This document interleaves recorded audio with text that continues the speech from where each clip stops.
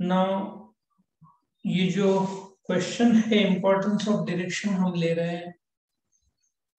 Management function में 5 function होते हैं: प्लानिंग, ऑर्गेनाइजिंग, स्टाफिंग, डायरेक्टिंग और कंट्रोलिंग। सो देखा जाए तो ये 4th फंक्शन है ऑफ मैनेजमेंट।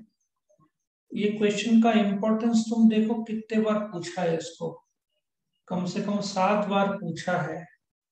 सो एग्जाम के लिए इसका रेलेवेंस काफी ज्यादा है। तो लेट अस अंडरस्टैंड तुम एग्जाम में शुरू कैसे करोगे। तुम्हारे सामने ये ड्राइंग तुम करोगे और क्लियर कट बताओगे। तुमको एग्जाम में पीले करने की जरूरत नहीं है, बट बोलने का तात्पर्य शुरू इससे होता है, फिर ऑर्गेनाइजिंग, फिर स्टाफिंग और direction. So direction is the 4th function of management. तो एग्जाम में तुम्हारा आंसर होना चाहिए ABCD फॉर्म में। सो सिंपल सी भाषा में तुम इंट्रोडक्शन लिखोगे और उसमें you will keep it simple. क्या बोलोगे कि डायरेक्शन 4th फंक्शन है मैनेजमेंट का। डायरेक्शन मैनेजमेंट का 4th फंक्शन है। सो स्टाफिंग के बाद और आखिर में कंट्रोल से पहले ये आता है, ये स्टाफिंग फंक्शन के बाद आता है। और डायरेक्शन एक्चुअली कैसे होता है कि स्टाफ को अपॉइंट किया बट उनसे काम करवा के लेना है। सो डायरेक्शन जब तुम काम देते हो, सो ये जो फंक्शन है, बाकी फंक्शन जैसे प्लानिंग थिंकिंग फंक्शन है, डायरेक्शन से काम होता है। तुमने कितना भी बढ़िया प्लान किया हो, लेकिन उसको इम्प्लीमेंट नहीं करोगे तो प्लानिंग ऑन पेपर ही रह जाएगा और तुम्हारा गोल अचीव नहीं होगा। सो डायरेक्शन को मैनेजमेंट इन एक्शन भी कहा जाता है, क्योंकि इससे ही काम करवा के लेते हैं। मैनेजमेंट का जो डेफिनेशन है कि management is the art of getting things done through others. लोगों से काम कैसा करवा के लोगे, काम देके। उसके पहले प्लान करोगे, वस्तु जमा करोगे, लोगों को अपॉइंट करोगे, स्टाफिंग। लेकिन लोगों को अपॉइंट का पहले 3 स्टेज में देखा जाए तो कंपनी का एक्चुअल में काम शुरू ही नहीं हुआ है। देखा जाए तो डायरेक्शन ही है जो काम करवा के लेता है लोगों से। सो बहुत इंपॉर्टेंट फंक्शन है मैनेजमेंट का डायरेक्शन। सो इसके बाद मीनिंग, ठीक है। सो सिंपल सा 2-3 लाइन लिखोगे, इसको भी ज्यादा स्ट्रेच करने की जरूरत नहीं है। Directing is a way of implementing या गेटिंग थिंग्स डन। किस चीज का? जो प्लान किया था, जो प्रोग्राम बनाया था। प्रोग्राम मतलब जिसका स्टार्ट हो, जिसका अंत हो। जैसे कि आज दिन भर में 10 गाड़ियां बनाने हैं, ठीक है, या 100 गाड़ियां बनाने हैं। आज का प्लान बनाया, प्रोग्राम बनाया कि सवेरे से दोपहर तक वैगन आर बनेगा, दोपहर से शाम तक स्विफ्ट डिजायर बनेगा। या टोयोटा गाड़ी का एग्जांपल ले रहे हो तो सवेरे से दोपहर तक टोयोटा इनोवा, दोपहर से शाम तक टोयोटा फॉर्च्यूनर बनाएंगे। सो डायरेक्शन इम्प्लीमेंट करता है वो प्लान, और प्लान के बाद जो प्रोग्राम बनता है 8 से 12 और 12 से 4, जो गाड़ियों का प्लान है, जो प्रोग्राम बना है कि इस बजे ये बनेगा। So that's a program which is a start, which is an end. So direction एक प्रकार का इम्प्लीमेंटेशन फंक्शन है, डायरेक्शनल फंक्शन है, करवा के लेना प्रैक्टिकल फंक्शन है। Direction is this management in action, it gets the things done through the employees, ठीक है। सो ऐसा कीप इट शॉर्ट, इसको ज्यादा बड़ा करना नहीं है, क्योंकि ऑलरेडी तुम्हारा डी इंपॉर्टेंस पूछा है, तो तुम ये थोड़ा सा बेसिक्स टचअप कर रहे हो ताकि मार्क्स अच्छा मिले। सो डेफिनेशन तुमको रट्टा मारना है। उसमें क्या है? Direction concerns the total manner in which a manager influences. So manage direction या डायरेक्टिंग टोटल तरीका है जिससे मैनेजर असर करता है जूनियर के काम को, काम करवाने को लगवाता है उनसे। सो ये डेफिनेशन तुमको लर्न करना है। क्या सबको, क्या एबीसी का लॉजिक समझ में आया? यस और नो? सबको एबीसी का लॉजिक समझ में आया? तुमको जवाब देना होगा। Yes sir. Okay, yes sir. Very good. So अभी हम क्या करते हैं, इंपॉर्टेंस ऑफ डायरेक्शन में आते हैं। ये तुम्हारा क्या बोलते हैं, जैसे मैंने बताया शॉर्ट नोट आएगा, इस बड़ा क्वेश्चन इसका 10 मार्क के लिए तो एक्सपेक्टेड नहीं है, बट लेट अस एज्यूम कि ये शॉर्ट नोट के लिए आएगा क्वेश्चन, और काफी बार आजकल इसको पूछा भी जा रहा है। ठीक है, अपने नोट्स में ये 12 स्टैंडर्ड के लिए है, याद रखो फीचर्स तुमको करना नहीं है। अपने नोट्स में फीचर्स भी दिया है, मैं 12 स्टैंडर्ड की बात कर रहा हूँ। बीबीए वालों को फीचर्स भी करना होगा, लेकिन 12th वालों को कोई जरूरत नहीं है ये करने की। फीचर्स डायरेक्टली इंपॉर्टेंस कर सकते हैं। ठीक है, so let us come to the importance of direction. पहला क्या है, direction makes effective plans. See वो वाली बात है, तुमने कई बार सोचा होगा, दोस्त लोग ट्रिप प्लान करते हैं, पिकनिक प्लान करते हैं, लेकिन हमेशा वो प्लान ही रहता है, कभी कोई जमा होता नहीं है। हम लोग में भी, फ्रेंड्स लोग में डिस्कशन गोवा का 50 बार होगा, पर जाएंगे कभी नहीं। सो बट डायरेक्शन क्या होता है, जब तुम प्लान को अप्लाई करते हो, जब इम्प्लीमेंट करते हो, तो प्लान ऑन पेपर नहीं रह जाता, एग्जीक्यूट हो जाता है।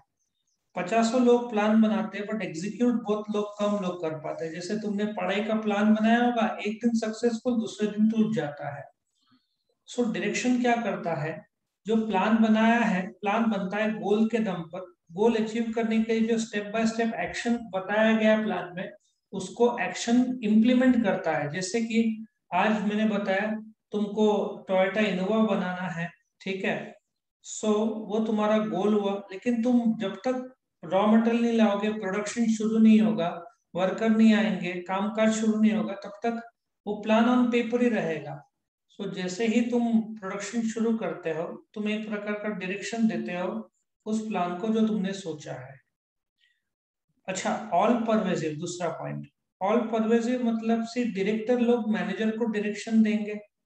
जैसे कि एक कंपनी है, डायरेक्टर लोगों ने, जैसे होंडा गाड़ी, डायरेक्शन किया कि इस महीने 1000 गाड़ी बनाना है। सो डायरेक्टर लोग की जो जवाबदारी है वो लोग मैनेजर को देते हैं, मैनेजर इसको देते हैं वर्कर्स को। सो देखा जाए तो ऑल परवेजिव मतलब सबको डायरेक्शन देना पड़ता है। जैसे कि तुम्हारे कॉलेज का एग्जांपल ले लो, कॉलेज चलाने के लिए प्रिंसिपल टीचिंग का डायरेक्शन देते हैं टीचर्स को, और फीस कलेक्शन का एडमिनिस्ट्रेटर्स को, लाइब्रेरी के लिए लाइब्रेरियन को। टीचर्स सिखाते हैं तो डायरेक्शन देंगे बच्चों को पढ़ाई का, एग्जाम का। सो देखा जाए तो डायरेक्शन सब लेवल पे दिया जाता है, लेकिन वो हमेशा टॉप डाउन अप्रोच होता है, मतलब टॉप में शुरू होता है। वर्कर मैनेजर को नहीं बोल सकता कि तुम ऐसे करो, मैनेजर वर्कर को बोलेगा ये काम करो। ठीक है, सो ऑल परवेजिव मतलब वो टॉप टू बॉटम अप्रोच है। मैनेजर सबऑर्डिनेट मतलब जूनियर, जूनियर को डायरेक्शन देते हैं। करेक्ट, सबको समझ में आ रहा है? Yes sir. ऑल परवेजिव का मीनिंग निकलता है कि सब लोग इन्वॉल्व है कंपनी में, काम करवाने के लिए, काम करने के लिए। करेक्ट। तीसरा, इंश्योर्स कोऑर्डिनेशन। अब प्रोडक्शन का तो डायरेक्शन दे दिया, लेकिन उसके लिए रॉ मटेरियल कहाँ से आएगा, तो परचेज लगेगा, परचेज का डायरेक्शन परचेज डिपार्टमेंट को देना पड़ेगा। परचेज करने के लिए तो कर लिया, लेकिन प्रोडक्शन के लिए वर्कर्स लगेंगे, सॉरी, तो एचआर डिपार्टमेंट को डायरेक्शन देना पड़ेगा। रॉ मटेरियल्स का परचेज और वर्कर्स का पगार किसकी जवाबदारी है, अकाउंट्स डिपार्टमेंट की। सो अकाउंट्स को डायरेक्शन देना पड़ेगा। सो तुम देखो, प्रोडक्शन से, परचेज से, एचआर से, अकाउंट, सब डिपार्टमेंट कनेक्टेड है, इंटरलिंक्ड है। सो डायरेक्शन जब देते हैं, सब डिपार्टमेंट का कोऑर्डिनेशन जरूरी है। अकाउंट्स ने पे ही नहीं किया तो रॉ मटेरियल कहाँ से आएगा। करेक्ट। सो कोऑर्डिनेशन बहुत ज्यादा जरूरी है डिपार्टमेंट का। आगे बढ़ते हैं, इनिशिएट्स एक्शन। अभी मैंने जैसे बताया, प्लानिंग ऑन पेपर है, बट जब डायरेक्ट करते हो, तुम काम देते हो, सो ये जो मैनेजमेंट इन एक्शन हो जाता है। कैसे होता है कि जैसे आज का प्लान है कि 100 गाड़ियां बनाना है, सो तुरंत काम शुरू हो जाएगा। अभी सबसे ज्यादा प्रेशर कोवैक्सीन इन पर रहता है कि दिन में उतने डोज बनाने पड़ेंगे, क्योंकि उनको करोड़ों डोज देने हैं लोगों को। और इंडिया में Covishield, Covaxin, Pfizer, Sputnik Sputnik बाहर से आता है, रशिया से, तो उसका क्वांटिटी हमेशा लिमिटेड होगा।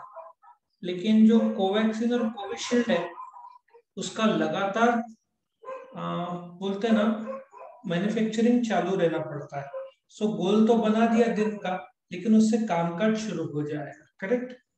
इनिशिएट्स एक्शन, लोगों में कामकाज करने का तुम गोल देते हो, जिससे मोटिवेट होते हो, जिससे काम शुरू हो जाता है। पांचवा, इंक्रीजेस एफिशिएंसी। ठीक है, ये जो एफिशिएंसी है, अभी एक सेकंड, ये अब बाहर से आवाज बहुत आ रहा है। सी इम्प्रूव्स एफिशिएंसी क्या होता है?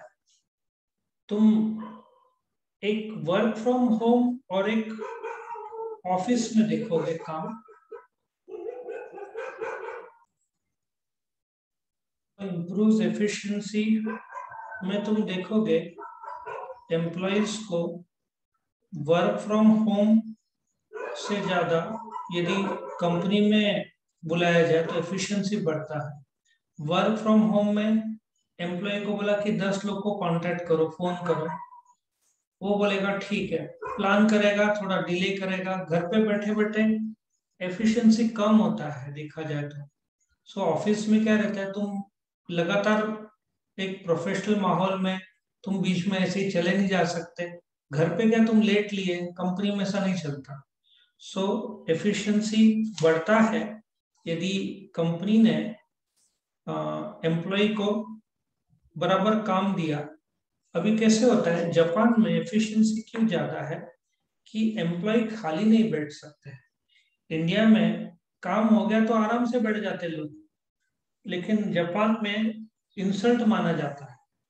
सो अब तुम बोलोगे कि जो काम दिया 10 फाइल बनाने का, तुमने 10 फाइल बना के दे दिया, तो तुम खाली नहीं बैठ सकते। तुम अपना टेबल साफ करो, बाजू वाले का टेबल साफ करो, बाथरूम साफ करो।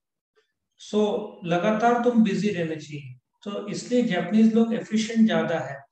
अभी मशीन में काम कर रहा है आदमी, उसका प्रोडक्शन हो गया तो खाली नहीं बैठेगा, आजू बाजू झाड़ू मारेगा। सो इसलिए वो लोग एफिशिएंट ज्यादा है। ठीक है, मतलब एफिशिएंसी कैसे बढ़ता है, तुमने डायरेक्शन दिया, 8 घंटे का काम है, ठीक है, तुमने गोल बराबर दे दिया, मोटिवेट कर दिया, तो बिकॉज ठीक से प्लान किया है और डायरेक्शन दिया है। नहीं तो जैसे ट्रक ड्राइवर जो चलाते हैं ट्रक, दिन में 500 से 600 किलोमीटर कम से कम कवर अप करना रहता है, 700 तक कवर अप करते हैं। तुमने डायरेक्शन ही नहीं दिया और कभी भी गाड़ी पहुंचाओ बोला तो लोग 200-300 के ऊपर चलाएंगे नहीं, डिले करेंगे। ठीक है। सो इम्प्रूव्स एफिशिएंसी और इंटीग्रेट्स एम्प्लॉयज एफर्ट्स। जैसे मैंने तुमको बताया, प्रोडक्शन करने के लिए परचेज डिपार्टमेंट के साथ इंटीग्रेट करना पड़ता है, एम्प्लॉय को मिलके काम करना पड़ता है। एक सादा सर्जरी का एग्जांपल ले लो। एक सादा सर्जरी के लिए कितने सारे लोग लगते हैं।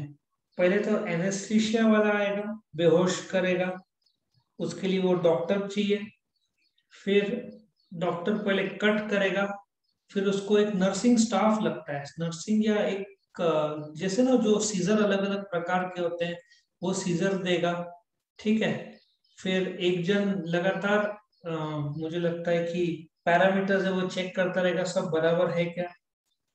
अच्छा, सर्जरी डॉक्टर करेगा बट एंड का सिलाई कोई और करेगा। सो बोलने का तात्पर्य है, से एक एनेस्थीसिया वाला रहेगा, डॉक्टर रहेगा, एमडी जो सर्जरी रहेगा, फिर सिलने के लिए कोई और, बाकी मददगार जो स्टाफ है सर्जरी के लिए, फिर बाकी लोग जो व्हील चेयर में लेके जाएंगे, उस व्हील चेयर या तो फिर जो बेड है, पलंग जिसमें नीचे छोटे छोटे टायर रहते हैं, ठीक है ना, उससे उसको रूम में लेके जाएंगे। कितने सारे लोग का इंटीग्रेशन लगता है इसमें, करेक्ट। सो इंटीग्रेट्स एम्प्लॉय एफर्ट, सर्जरी में तो इंटीग्रेशन डॉक्टर्स और स्टाफ के बिना हो ही नहीं सकता। सातवां, attempts to get maximum out of individuals. Again जैसे जापानीज लोग डायरेक्शन जब देते हैं काम का, तो उनको पता है कि जो एम्प्लॉय है उसके पास जो क्षमता है उसका पूरा इस्तेमाल किया जा सकता है। सिर्फ प्रॉब्लम क्या है, इंडिया में कुछ जगह पे ऐसा एटीट्यूड है कि भाई इतना काम दिया तो इतना ही, खुद से करने वाले लोग कम है, खास करके गवर्नमेंट में जिनका काम इतना ना उसके ऊपर करेंगे नहीं। और कई बार तुम जाओगे ना, डेस्क एकदम साफ सफाई एकदम क्लीन, ये सब तुमको नहीं मिलेगा गवर्नमेंट में। गवर्नमेंट में डिपार्टमेंट में आदमी बाहर गया लाइट चालू है, प्राइवेट में नहीं चलता है सब। सो तुमको इंडिविजुअल से मैक्सिमम करवा के लेना है, तो तुमको बोलते हैं ना,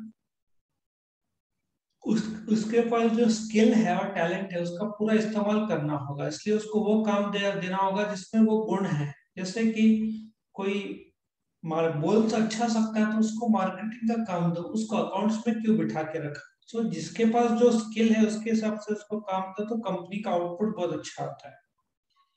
आठवां, facilitates changes in the organization. लोग चेंज स्वीकारते नहीं है। कोविड आया तो लोगों ने स्वीकारा नहीं, अभी कोविड से इनफैक्ट मुझे भी लग रहा है कोविड के बाद शुरू होगा तो वापस ट्रैवल करना पड़ेगा। इनफैक्ट कुछ प्रोफेसर लोग को अभी घर पे चेयर में बैठने की आदत हो गई, उनको बोले कि क्लासरूम में जाने का, तो कुछ लोग शायद माने भी नहीं। तुम्हारा एग्जाम्पल ले लो, लास्ट ईयर 15 दिन के लिए जब लॉकडाउन हटा था, क्लासेस शुरू हो गए थे, तो तुमने नोट करो जो स्टूडेंट्स थे कितने आते थे, सिर्फ 2-3 ही आते थे, याद है तुमको? यस याद है सर। तुम? So change, yes sir. हाँ कारण यही है कि चेंज लोग स्वीकारते नहीं है, एट द यंगस्टर लेवल हो या बड़े लेवल हो।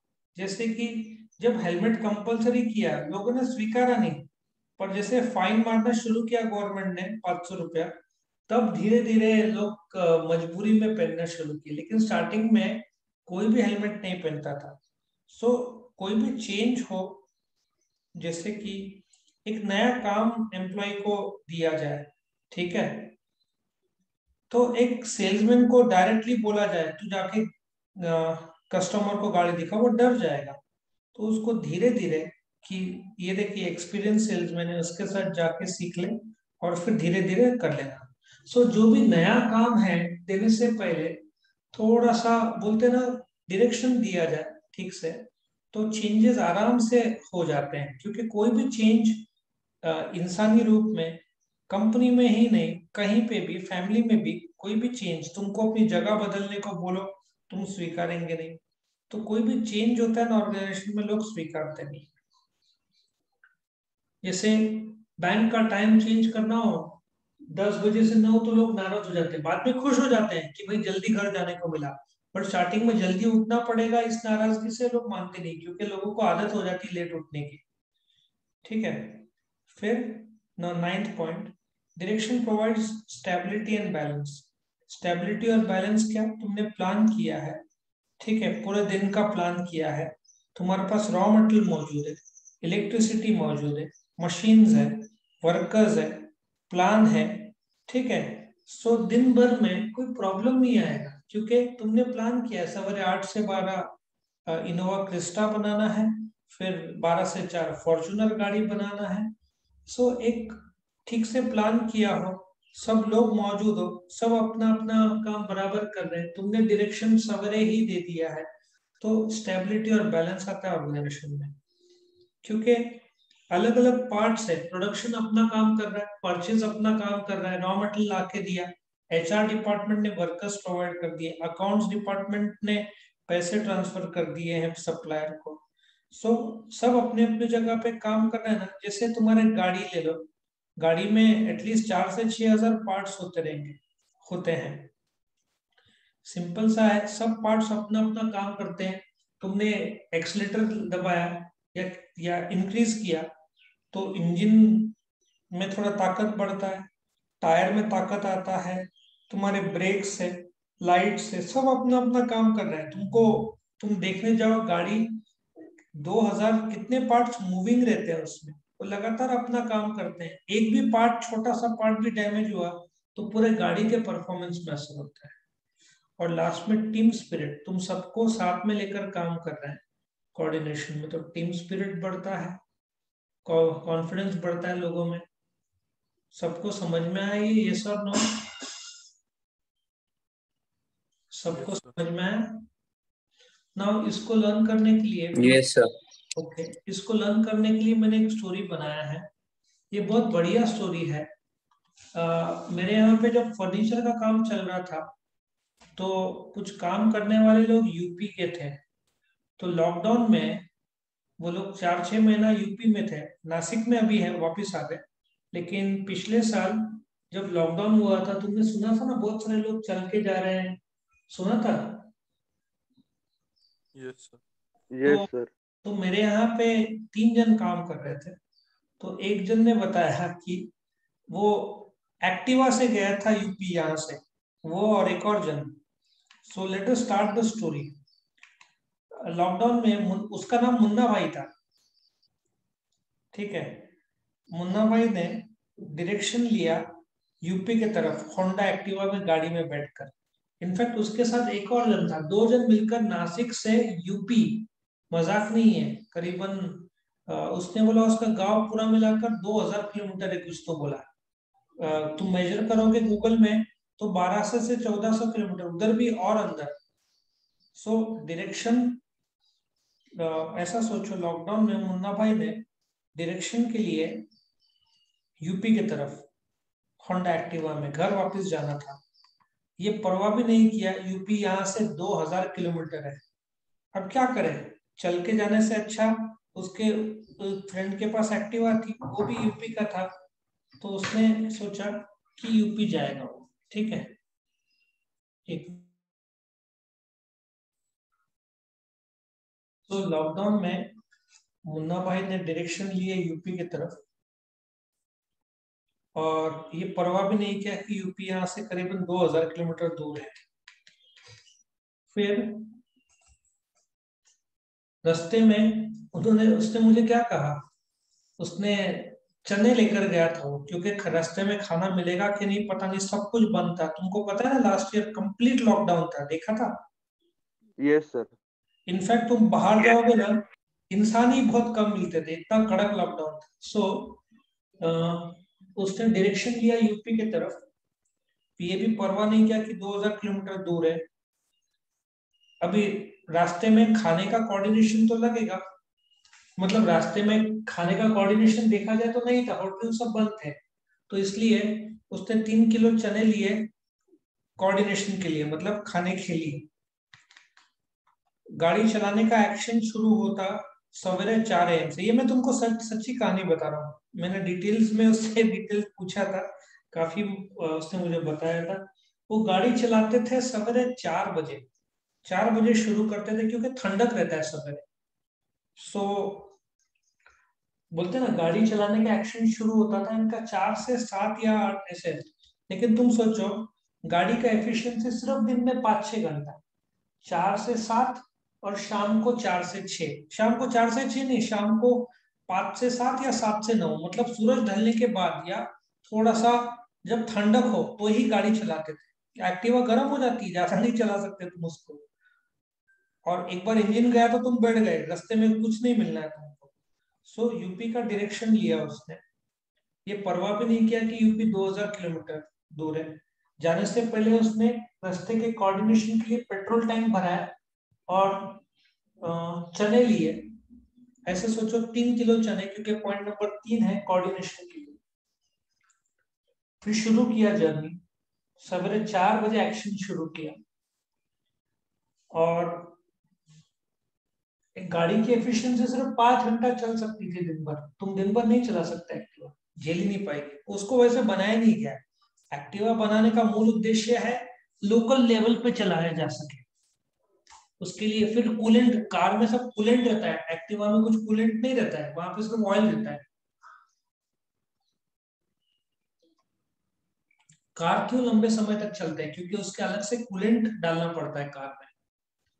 पर गाड़ी की एफिशिएंसी सिर्फ 5 घंटे रहती थी। गाड़ी गर्म हो जाती थी ड्राइव करके, फिर मुझे बता था ना, उसने बताया था, वो लोग क्या करते थे, पेड़ की छाव में रख देते थे और वहीं पे सो जाते थे। सो गाड़ी गर्म हो जाती थी ड्राइव करके, फिर पेड़ की छाव में गाड़ी को इंटीग्रेट करके खुद मुन्ना भाई उस छाव में सो जाता था। फिर और गाड़ी को मैक्सिमम दिन में 7 घंटा ड्राइव करता था मुन्ना भाई, जो कि एक इंडिविजुअल था। ऐसे सोचो, पॉइंट नंबर 7 तो तुमको इजी पड़ेगा। मुन्ना भाई ने डायरेक्शन कहाँ का लिया, यूपी का लिया, ये भी परवाह नहीं किया 2000 किलोमीटर दूर है। कोऑर्डिनेशन के लिए 3 किलो चने लिए, ऐसे सोचो। पेट्रोल भराया, 3 लीटर पेट्रोल हर 3-3 लीटर भराता था। शुरू किया सवेरे 4 बजे एक्शन गाड़ी चलाना। एफिशिएंसी के लिए गाड़ी की एफिशिएंसी सिर्फ 5 घंटा रहती थी, फिर काफी गर्म हो जाती थी। गाड़ी गर्म हो जाती थी तो दोपहर के धूप में पेड़ के छाव में गाड़ी को इंटीग्रेट कर देते थे छाव में, और वहीं पे वो सो जाता था। तुमको विश्वास नहीं होगा, उसको 5 दिन लगा था यूपी पहुंचने को। फिर गाड़ी को मैक्सिमम दिन में 7 ही घंटे चलाता था। वो इंडिविजुअल था, क्यों, मुन्ना भाई एक इंडिविजुअल था। फिर जैसे आगे बढ़ते गए लोग, उसने बोला ना, उसके आंखों में चेंजेस आया, पूरी आंखें लाल हो जाती थी। तुम 5 दिन रास्ते में हो, जहां मिला वहां पानी से नहा लिया। उसने ये भी बोला कि नसीब था उसका कि रास्ते में कुछ लोगों ने रास्ते में और कुछ संस्थाएं ने खाना खिलाया। उसने मुझे बोला कि यदि लोगों ने खाना नहीं खिलाया होता ना, रास्ते में बहुत लोग मर गए होते, क्योंकि ये लोग के पास तो एक्टिवा थी, बट बहुत लोग तो इसमें जा रहे थे, चल के जा रहे थे। सुना था तुमने? सुना था तुमने? Yes sir. बहुत जबरदस्त हालत थी। मैं तो सुन के ही शॉक हो गया। 5 दिन उसको लगे पहुंचने को, और उस बोल रहा था ना, उसकी आंखें पूरी लाल हो गई थी। जाने के बाद 1 या 2 दिन वहां पे सोया, ऐसी हालत थी उसकी। तो रास्ते में ऑर्गेनाइजेशन ने खाना खिलाया। उसने बोला खाना नहीं खिलाया तो बहुत लोग मर गए होते। गाड़ी के जीपीएस ने स्टेबिलिटी दिया